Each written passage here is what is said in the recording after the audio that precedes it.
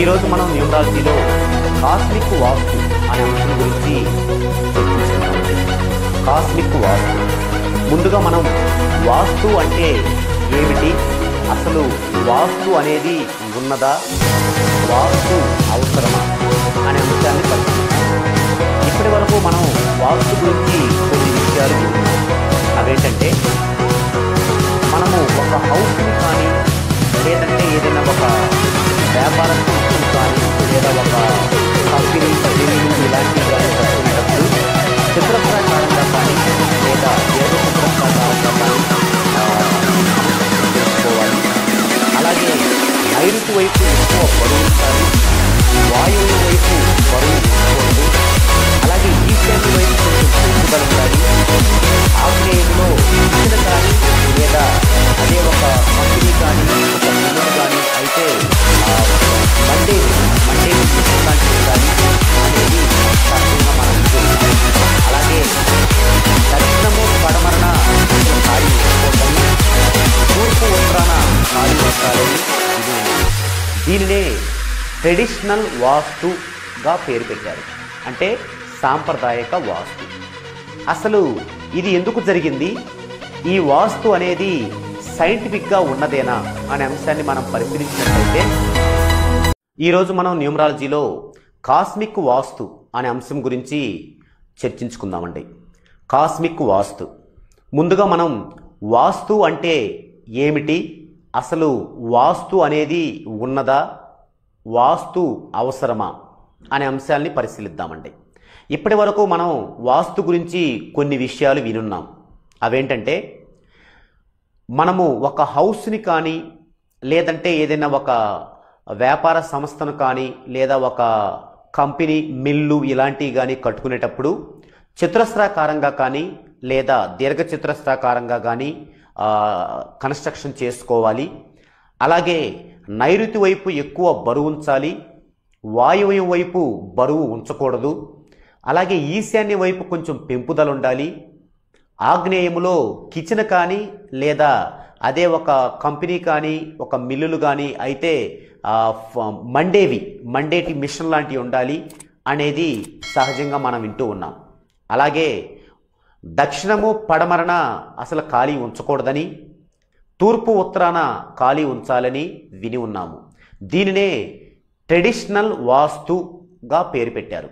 అంటే సాంప్రదాయక వాస్తు. అసలు ఇది ఎందుకు జరిగింది, ఈ వాస్తు అనేది సైంటిఫిక్గా ఉన్నదేనా అనే అంశాన్ని మనం పరిశీలించినట్లయితే ముందుగా మనం ఒక విషయాన్ని చూద్దామండి. ఖగోళం నుంచి భూమి మీదకి నిరంతరం కాస్మిక్ రేస్ ప్రసరిస్తూ ఉంటాయండి యాజ్ పర్ సైన్స్. ఈ యొక్క కాస్మిక్ రేస్లో చాలా బలమైన పాజిటివ్ కిరణాలు చాలా హెల్తీగా ఉండేవి ఉంటాయి. ఇప్పుడు మనము గనక చెప్పులు లేకుండా ఒక ఆరు బయట ఒక నేల మీద గనక నిల్చుంటే మన ద్వారా ఆ యొక్క కాస్మిక్ రేసు భూమిలోకి పోతాయి. అంటే ఖగోళానికి భూమికి మధ్య మనం ఒక వాహకంగా పనిచేస్తాం, ఏది హ్యూమన్ బాడీ. ఇలా పోయినప్పుడు ఏమవుతుందంటే మన పుట్టుకతో కానీ లేదా మనం చేతులారా చేసుకున్న కానీ కొన్ని దోషాలు మన బాడీలో ఉన్నప్పుడు ఆ యొక్క కాస్మిక్ రేస్ మనల్ని వాహకంగా చేసుకొని ఖగోళం నుంచి మన ద్వారా భూమిలోకి వెళ్ళడం వల్ల ఆ యొక్క దోషాలన్నీ కూడా హరించబడతాయి. కాబట్టి దీనికి ఇంకా మనం కొంచెం వివరంగా వెళ్తే ఒక 150 సంవత్సరాలు క్రితం తీసుకుంటే అప్పుడు పెద్ద భవనాలు లేవండి. ఎక్కడో చిన్న చిన్న పూరిపాకలు ఉండేవి లేదా చెట్ల దగ్గరే చెట్ల కిందనో నివసిస్తూ ఉండేవాళ్ళు. ఎక్కువగా సంచార జీవనం చేస్తూ ఉండేవాళ్ళు. కాళ్లకు చెప్పులు కూడా ఉండేవి కాదు. మనం సోషల్ స్టడీస్లో ఇవన్నీ చదివే ఉన్నాం. అయితే మనం గనక గమనించినట్లయితే అప్పటి వాళ్ళు మనంతటి జాగ్రత్తలు తీసుకునే వాళ్ళు కాదు, తిండి విషయంలో కానీ ఇంకేదైనా శుభ్రతలో కానీ. అంటే ఎన్ని రోజులకు ఒకసారో స్నానం చేసేవాళ్ళు. అలాగే మనలాగా ఏసీల్లో ఉండేవాళ్ళు కాదు, ఫ్రిడ్జ్లో వస్తువులు తినేవాళ్ళు కాదు. లేకపోతే ఇంకా మనం బాగా ఆరు బయట కాకుండా భద్రపరుచుకొని మంచినీళ్ళు తాగటం కానీ ఇలాంటివి చేసేవాళ్ళు కాదు. మరి మనం గనక ఆలోచించినట్టయితే వాళ్ళు దాదాపు 100 సంవత్సరాలుగా పైగా బ్రతికున్నట్టు చరిత్ర చెప్తుంది. కారణం ఏంటంటే వాళ్ళు ఏమి తిన్నా అప్పుడు పచ్చి మాంసమే తినేవాళ్ళు కొంతమంది ఈగలు వాలినా కూడా, ఎందుకంటే అప్పుడు దొరికేది కాదు ఆహారం, అలా జీవించేవాళ్ళు. ఇది మనం చదువుకొని ఉన్నాం. అయితే మనం గమనించినట్లయితే వాళ్ళు ఎలాంటి దోషపూరితమైనటువంటిది ఆ యొక్క ఆహారంగా తీసుకున్నప్పటికీ, వారు ఎంత కాళ్ళకి చెప్పులు లేకుండా తిరిగినప్పటికీ, ఈ యొక్క ఖగోళం నుంచి వచ్చేటువంటి కాస్మిక్ రేసు ప్రభావం వల్ల వాళ్ళు చాలా హ్యాపీగా ఉండేవాళ్ళు. ఇప్పుడు కూడా మనం చూసినట్లయితే మన కళ్ళ ముందు ఇల్లు వాకిలి లేకుండా ఒక బెగ్గర్ను తీసుకోండి, యాచక వృత్తిలో ఉన్న వాళ్ళని తీసుకోండి. వాళ్ళు ఒక ఇల్లు ఉండదు, వాకిలి ఉండదు. వాళ్ళు ఏం చేస్తుంటారంటే రోజంతా కూడా ఆహారం కోసం ప్రతి ఇల్లు తిరిగి ఆహారం సంపాదించుకొని, అది ఎలాంటి ఆహారమైనా ఒక్కొక్క ఇంటిలో చద్దిబడి ఉన్నటువంటి అన్నం వేస్తారు, అయినా కానీ తింటారు వాళ్ళు. మరి అలాంటి వాళ్ళు ఎప్పుడైనా మనం చూసామా వాళ్ళకి బీపీ వచ్చినట్టు, లేకపోతే షుగర్ వచ్చి షుగర్ మందుల కోసం వెళ్తున్నట్టు ఎప్పుడైనా చూసామా? లేదంటే బాగా ఫ్యాట్ వచ్చి కీళ్ళ నొప్పులు వచ్చినట్టు ఎప్పుడైనా చూసామా? ఇప్పటివరకు మీరు గమనించకపోతే ఒకసారి గమనించండి. ఎట్టి పరిస్థితిలో రావండి. ఎందుకంటే వాళ్ళు మనలాగా పెద్ద పెద్ద భవనాలు కట్టుకొని లేరు, అలాగే చెప్పులు షూ వేసుకొని తిరగటం లేదు. వాళ్ళు ఏ పూటకు ఆ పూట అడిగి తెచ్చుకొని తింటూ, ఎక్కడ నిద్ర వస్తే అక్కడ నిద్రపోతుండేవాళ్ళు. వానకు తడుస్తారు, ఎండకు ఎండుతారు, అయినా వాళ్ళు చాలా హెల్తీగా ఉంటారు. కారణం ఏంటంటే ఖగోళం నుంచి వస్తున్నటువంటి కాస్మిక్ రేస్ డైరెక్ట్గా వాళ్ళ పైన పడి కింద వాళ్ళ పాదాల గుండా భూమిలోకి పోతూ వాళ్ళ యొక్క సర్వ దోషాలని హరించి వేస్తున్నాయి. కాబట్టి ఇక సబ్జెక్ట్లోకి వద్దామండి. మనకెందుకు ఇలా జరుగుతుంది అంటే, మనకున్న స్థాయి, శక్తి, స్థితి, దీన్ని బట్టి మనం ఏం చేస్తున్నాము? చక్కగా లక్షల కోట్లు వెచ్చించి పెద్ద పెద్ద భవనాలు కట్టుకుంటున్నాము, ఏసీ రూములు పెట్టుకుంటున్నాము, ఫ్రిడ్జ్లు పెట్టుకుంటున్నాము, ఇలా మంచి మంచి ఆహారాన్ని అసలు నిలవలేకుండా తింటున్నాము, నిలవుంచుకోకుండా. కాబట్టి మరి ఇంకా బాగుండాలి మనం. కానీ ఏం జరుగుతుందంటే, ఈ పైనుంచి వచ్చేటువంటి కాస్మిక్ రేస్కి మనము కట్టుకున్నటువంటి ఈ భవనాల యొక్క రూపు, ఆ యొక్క పైభాగం టచ్ అవ్వటం వల్ల అవి వక్రీభవనం చెందుతున్నాయి. చెంది ఒకవైపు పాజిటివ్గా, ఒకవైపు నెగిటివ్గా విడిపోతున్నాయి. మనం యాజ్ పర్ సైన్స్ చూసినట్లయితే ఖగోళంలో ఏదన్నా ఒక వస్తువు ఉంటే దానికి ఎదురుగా గనక ఏదన్నా ఉన్నట్లయితే అది స్మాష్ అవుతుంది, లేదా అది పక్కకి వెళ్ళి అది కొంచెం స్ట్రగుల్ పడుతుంది. కాబట్టి అదే సూత్రం ద్వారా ఇక్కడ ఈ యొక్క ఖగోళం నుంచి వచ్చేటువంటి ఈ యొక్క కిరణాలు, కాస్మిక్ రేస్, కాస్మిక్ కిరణాలకి ఎప్పుడైతే మనం భవనాలు కట్టుకొని ఈ పై కప్పుల్ని అడ్డుగా పెట్టామో వెంటనే వక్రీభవనం చెంది ఒకవైపు నెగిటివ్ వెళ్తున్నాయి, ఒకవైపు పాజిటివ్ వెళ్తున్నాయి. ఇది ఇప్పుడు కాదండి, వందల సంవత్సరాల క్రితం మన మహర్షులు కనిపెట్టారండి. కనిపెట్టి వాళ్ళు ఏం చేశారంటే, అప్పుడు ఒకటే గుర్తుంచుకోండి, మన మహర్షులు కనిపెట్టి దైవికంగా చెప్పినవన్నీ సైన్సేనండి. దైవికంగా చెప్పినవన్నీ సైన్సే. అప్పటి మనుషులకి అర్థమయ్యేలాగా, వాళ్ళకి ఉపయోగపడేలాగా, మానవాళి సుఖపడేలాగా, ఆరోగ్యంగా ఉండేలాగా జాగ్రత్తలు చెప్పటమే వాళ్ళ భావించి లౌక్యంగా చెప్పేవాళ్ళు. ఉదాహరణకి జనవరిలో క్రిమికీటకాలు ఎక్కువ వస్తాయండి సీజన్ల వైడ్గా. అప్పుడు పేడ ద్వారా ఆ క్రిమికీటకాలకి చెక్ పెట్టేయచ్చు. అందుకు ఇలా పెట్టేయచ్చు అంటే అప్పుడు మనుషులు వింటారండి? అందుకు మన మహర్షులు ఏం చేశారంటే, సంక్రాంతి పండగ జనవరిలో వస్తుంది కాబట్టి ఒక నెల రోజుల ముందు నుంచి పేడ కల్లాపు చల్లి ముగ్గులు వేసి అందులో గొబ్బెమ్మలు పెడితే మీకు దేవుడు మంచి చేస్తాడు అని చెప్పాడండి. అదేవిధంగా చేస్తున్నాం. అయితే ఫలితం పొందుతున్నాం. ఏం ఫలితం? ఆ సీజన్లో వచ్చేటువంటి ఆ వైరల్, ఆ యొక్క డిసీజ్ రాకుండా జాగ్రత్త పడుతున్నాం. అలాగే వినాయక చవితి వచ్చే సీజన్లో అప్పుడు కలుషితమైపోయేవి, వాటర్ కలుషితమైపోయేది. అప్పుడంతా మనం చెరువుల్లో నీళ్లు తాగేవాళ్ళం. అలాంటప్పుడు వాళ్ళు ఆలోచించి, మరి ఆ చెరువుల్లో నీళ్లు కలుషితం కాకుండా ఉండాలంటే చాలా పత్రికలు, అంటే చాలా చెట్లు యొక్క ఆకులు ఆ వాటర్లో వేసినట్లయితే మరి మనకి సైంటిఫిక్గా అవి శుద్ధి అవుతాయన్నమాట. కానీ ఈ విధంగా సైంటిఫిక్గా శుద్ధి అవుతాయండి, ఆకులు తెచ్చేయండి అంటే అప్పుడు మనుషులు ఎవరు నేస్తారండి? ఇప్పుడే వేయట్లేదండి. ఇప్పుడు మీరు వింటున్న వాళ్ళలో 90% మందికి ఇది వినటానికి కూడా ఇష్టం ఉండదండి. తెలుసా మీకు? వాళ్ళకు ఒకటే ఇష్టం ఉంటుంది, 10 రోజులు ఇది చదవండి కోటీశ్వరులు అవుతారు అంటే లైకులు చేస్తారండి.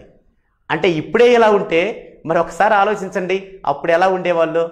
దయచేసి క్షమించండి, మిమ్మల్ని అవమానపరచడం కాదండి, కొంచెం మనం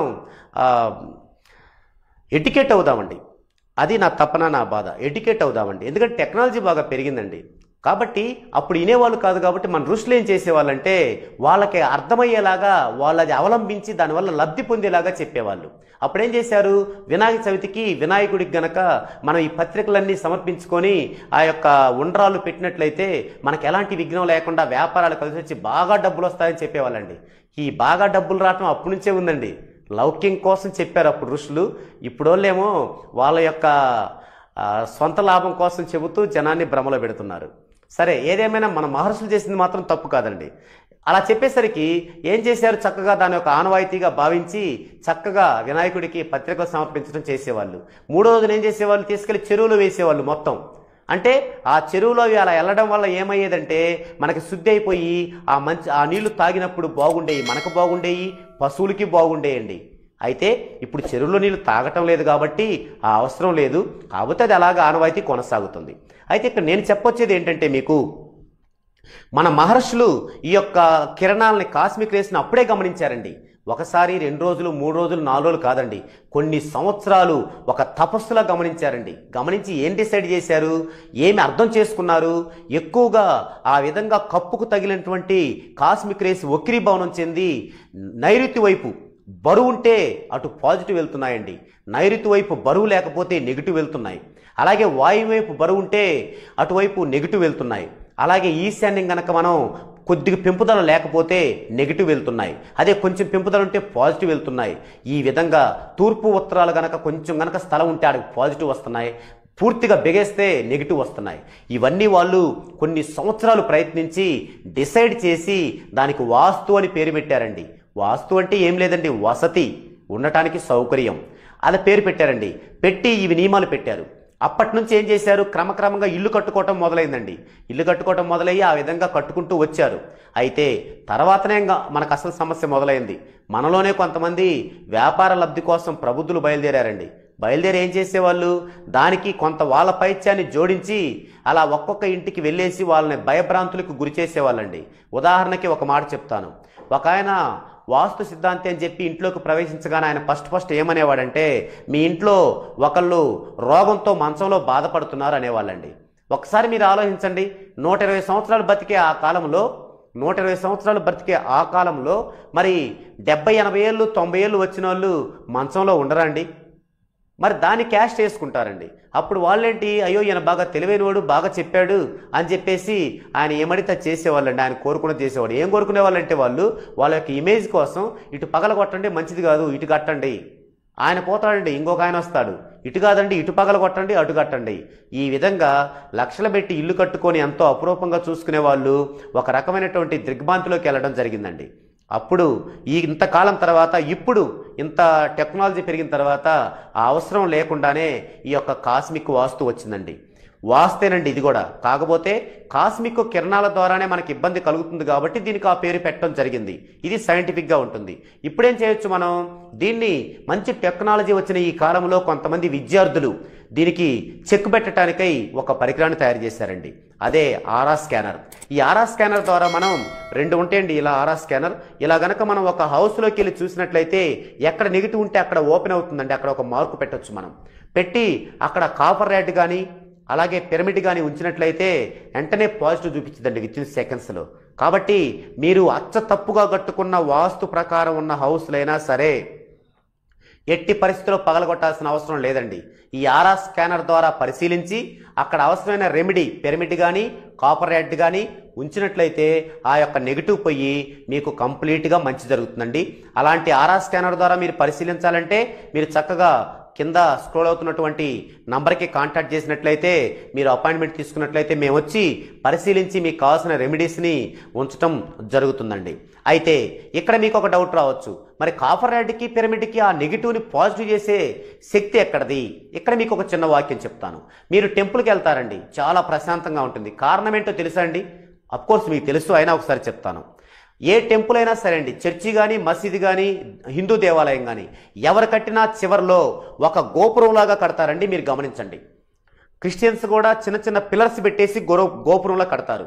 కారణం ఏంటంటే దానిలో మనకి ప్రపంచంలోనే అతి పెద్ద పిరమిడ్ అయిన గిజా పిరమిడ్ యొక్క మెజర్మెంట్స్ ఉన్నాయండి.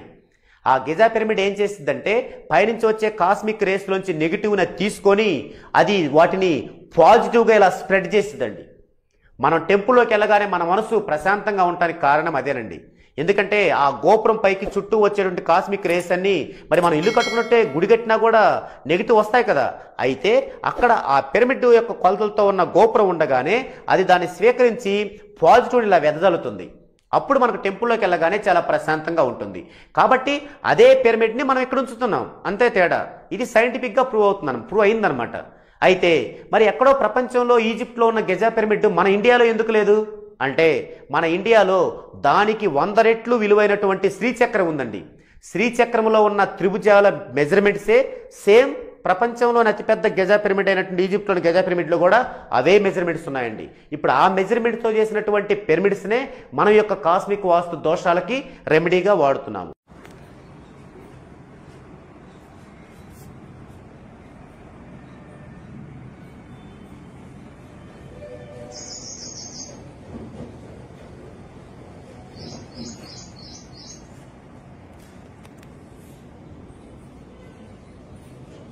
అది కాపర్, గోల్డ్ ఇది సిల్వర్, ఇది గోల్డ్, చివరిది డైమండ్. మూల పెట్టి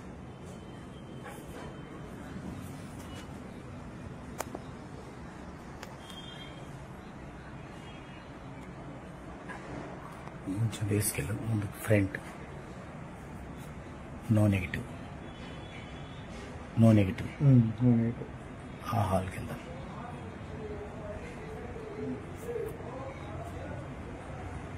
ఇక్కడ ఎంట్రన్స్ నెగిటివ్,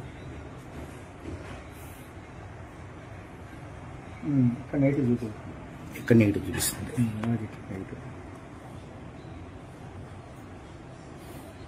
నెగిటివ్ కూడా లైట్గా చూపిస్తుంది.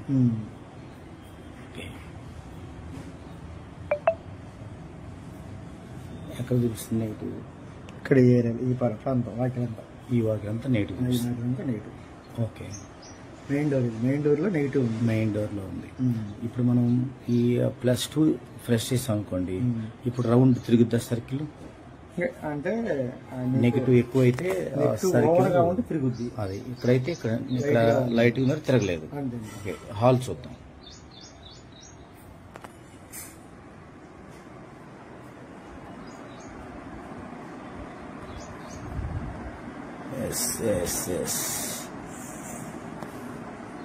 మెయిన్ ఇక్కడ వెయిట్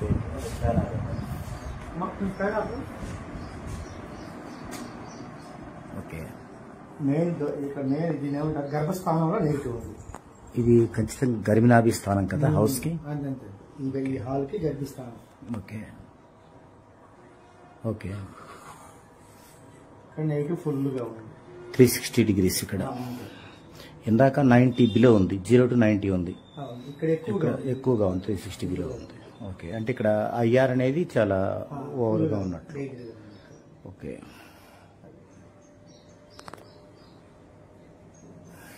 ఇటువైపు తీసుకురండి, ఈ కార్నర్ తీసుకురండి.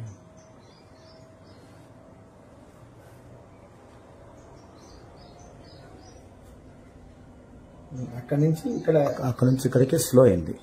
బట్ అక్కడ నుండి చూపిడి పడుతుంది. 360 అయితే ఉంది. 360 ఉన్నప్పుడు ఇక్కడ డిజిట్ మనకి 4కి వస్తుంది. ఇది 4. ఓకే, ఇక్కడ 4లో ఉంది. ఓకే ఓకే, అంటే 360 degrees మనకి 100% అనుకోవాలి. ఇప్పుడు ఇందాక ఫస్ట్ ఎంట్రన్స్ అయితే మాత్రం 25 to 30 అనుకోవచ్చు, కానీ ఇక్కడ 100% ఉంది. ఓకే,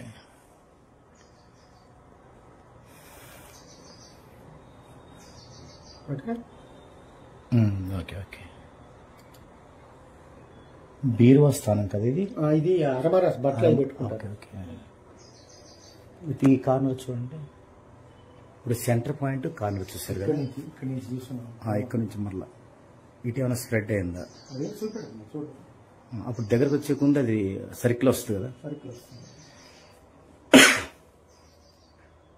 ఇప్పుడు 1లో ఉంచారా? 4లో ఉంచండి ఒకసారి, అప్పుడు స్పీడ్ వస్తుంది అని బాగా. ఓకే ఓకే, ఇప్పుడు స్పీడ్ అంటే ఇక్కడ మనకి ఈ రూమ్ మనకి అష్టదిగ్బంధనం అవ్వాలి. అవునవును. పిరమిడ్స్ తో 4 క్రాసులు 4 సైడ్లు అష్టదిగ్బంధనం అవ్వాల్సి ఉంటుంది. Okay okay. ఇప్పుడు ఈ పాయింట్ లో మన ఆర్ఆర్ స్కానర్ చూడండి, ఐఆర్ పెట్టి ఓకే. అప్పుడు కన్ఫర్మ్ అయింది మనకి. ఇక్కడ ఈ మూల కూడా ఉంది.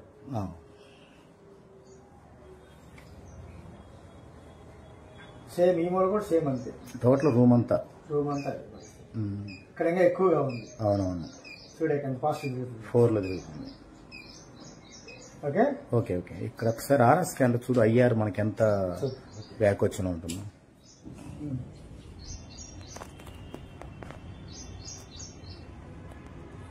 ఫుల్ మైనస్ మెయిన్ డోర్ ఇది. అక్కడ ఐఆర్ నెగిటివ్ స్టార్ట్ అయింది. Okay minus okay. V minus full గా ఉంది. Okay okay. అంటే మెయిన్ డోర్ లో ఎనర్జీ లేదు. ఏం చూసుకుంటే మెయిన్ డోర్ నుంచి సెకండ్ హాల్ మెయిన్ డోర్ ఇది. హాల్ మెయిన్ డోర్ లో కూడా సేమ్ అట్లానే ఇందా ఇక్కడ మనకి 25 to 40% ఉంది. ఇప్పుడు సేమ్ అంతే ఇది. సేమ్ అంతే. ఇప్పుడు 50 పెరిగింది. 50% వరకు. ఓకే 50%. ఓకే. ఇప్పుడు ఇన్నర్ రూమ్ ఇన్నర్.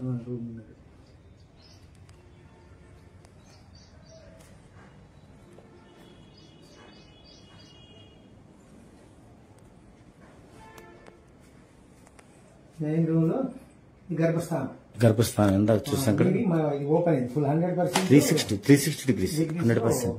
ఇక్కడ సేమ్ కార్నర్ కి వెళ్దాం. సేమ్ ఇక్కడ నుంచి మొత్తం ఓపెన్ అయిందంటే ఫుల్ గా ఉంది. ఓకే. ఈ కార్నర్ నుంచి. Okay okay. నెక్స్ట్ ఇటు నుంచి మళ్ళా ఇది వాయువు మూలం. నైరుతి నుంచి వాయువుకి వస్తున్నాం. నైరుతి ఫుల్ నెగిటివ్ ఉంది. ఇక్కడ నుంచి మళ్ళా వాయువు మూలం కూడా సేమ్ ఓపెన్ అవుతుంది. యూవి అంత మైనస్ లో ఉంది. అది ఇది వాయువు మూలం 270 వరకు వచ్చింది. ఇక్కడి నుంచి మళ్ళా నెగిటివ్ సేమ్. దీనికి ఆపోజిట్ ఆగ్నేయ మూలం ఉంటుంది. చిన్నగా బాబులు వేస్తుంది. ఇది ఇక్కడ వస్తుంది ఆగ్నేయ మూలం. ఆగ్నేయ చెట్టు వద్దాం. సరే ఓకే. ఆగ్నేయ కూడా చూడు ఓపెన్ అయింది. ఆగ్నేయ మూలం కూడా ఓపెన్ అయింది. అటు కూడా 360. ఇది కూడా సేమ్ అంతే. అవును. నెక్స్ట్ ఇటు నుంచి ఈశాన్యానికి.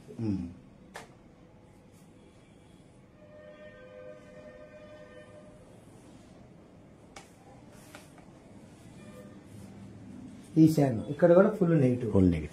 ఓవరాల్ రూమ్ అంతా అష్టదిగ్బంధనం చేసుకోవాలి. Okay okay. ఎంట్రన్స్ వచ్చేసి 270 degrees. మెయిన్ డోర్ ఎంట్రన్స్ వచ్చేసి 120 degrees. హాల్ 4 sides వచ్చేసి 360 degrees, 360 degrees, 360 degrees, 360 degrees. 90, 150, 180, 330, 330 అంటే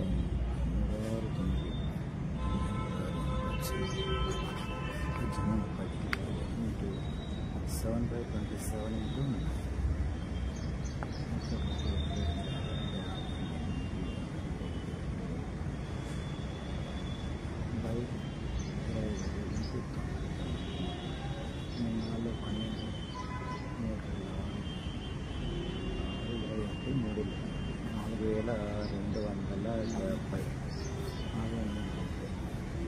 into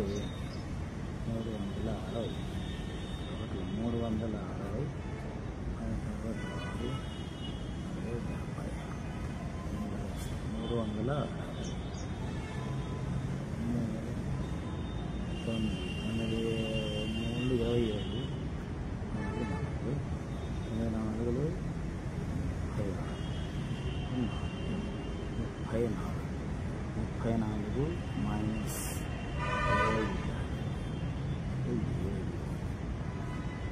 7 ప్లస్ 4. సో 11 పిరమిడ్స్ అవసరం. ఈ హౌస్ లో 11 పిరమిడ్స్ అవసరం. ఓకే. అంటే ఇక్కడ వచ్చేసరికి ఈ హౌస్ లో మనం చూస్తుంది ఏంటంటే ఐఆర్ అనే నెగిటివ్ ఎనర్జీ, యుఆర్ అనే నెగిటివ్ ఎనర్జీ బాగా ఫుల్ గా ఉన్నాయి. దీనికి ఒకటి ఏంటంటే మనకి గతంలో ఈ ప్లేస్ లో ఉన్నటువంటి జంతు కళేబరాల ఎముకలు అయినా ఉండొచ్చు, లేదా లోపల ఏదన్నా గోల్డ్ వజ్రాలు లాంటి వాటికి ఉన్న నెగిటివ్ అయినా అయి ఉండొచ్చు. సో ఇప్పుడు వాళ్ళు మనకి యజమాని కేవలం ఇదే చూడమని ఇదే చూస్తాం. అదే ఆ యజమాని గనక ఒప్పుకుంటే మనం గోల్డ్ అవి ఉన్నాయని కూడా చూస్తాం. అంటే ఏమైందంటే గోల్డ్ వజ్రాలు ఉంటాయి కానీ వాటి చుట్టూ నెగిటివ్ ఉంటుంది. ఫస్ట్ ఆ నెగిటివ్ ని మనం పారద్రోలిన తర్వాతే అవి మనకి మేలు చేస్తాయి. అంతేగాని ఆ నెగిటివ్ అలా ఉన్నప్పుడు ఏమైందంటే అది అలా భూమి మీదకి వచ్చి ఇది కానీ లేదా శల్య వాస్తుకు సంబంధించినటువంటి జంతు కళేబరాలు గాని మట్టిలో కూడా అవన్నీ కూడా ఏమవుతాయి మనకి అవన్నీ కూడా ఏమవుతాయి మనకి లాట్ ఆఫ్ నెగిటివ్ ని తెచ్చి పెడతాయి. తద్వారా ఏమైందంటే కెరియర్ లో డౌన్ ఫాల్ అవ్వటం, తర్వాత హెల్త్ ప్రాబ్లం, హెల్త్ ఇష్యూ అవటం అవన్నీ కూడా జరుగుతాయి అన్నమాట. సో మనం మన దగ్గర ఉన్నటువంటి ఈ యొక్క digital aura scanner and handy aura scanner రెండు ఉపయోగించి మొదట డిజిటల్ ఆర్ఆ స్కానర్ ఏం చేస్తుంది, సింపుల్ గా లైవ్ లో చూపిస్తుంది బాగా రౌండ్ తిరుగుతూ.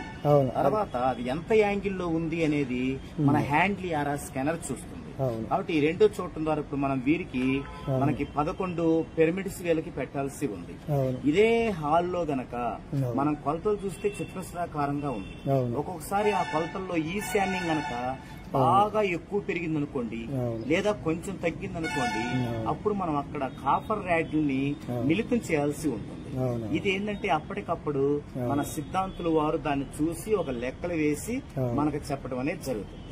ఓకే, మీరు గనక న్యూమరాలజీ ద్వారా కరెక్షన్ చేయించుకున్న తరువాత నెగిటివ్ గనక పూర్తిగా పోకపోతే కారణం ఏంటంటే ఈ విధంగా ఐఆర్ యుఆర్ ఎనర్జీలు భూమి లోపల నుంచి వచ్చి పైన వచ్చేటువంటి కాస్మిక్ రేస్ కిరణాలతో మమేకమయ్యి మనకు లాట్ ఆఫ్ నెగిటివ్ తెస్తుంది అన్నమాట. అప్పుడు మనం ఈ పద్ధతిలో మనం ఇలా సిద్ధాంతి గారిని తెచ్చుకొని ఇవన్నీ చేసుకుంటే మనం ఆ రెమెడీస్ పెట్టుకుంటే కంప్లీట్ గా ఉండి లైఫ్ అనేది మంచి గ్రోత్ స్థాయిలోకి వెళ్తుంది. ఇది ఈ వీడియోలోని ఈ టాపిక్. మరో వీడియోలో మరో టాపిక్ తో మన చంద్రశేఖర్ సిద్ధాంతి గారితో మరో మంచి వీడియో చేసి మీ ముందు ఉంచుతాను.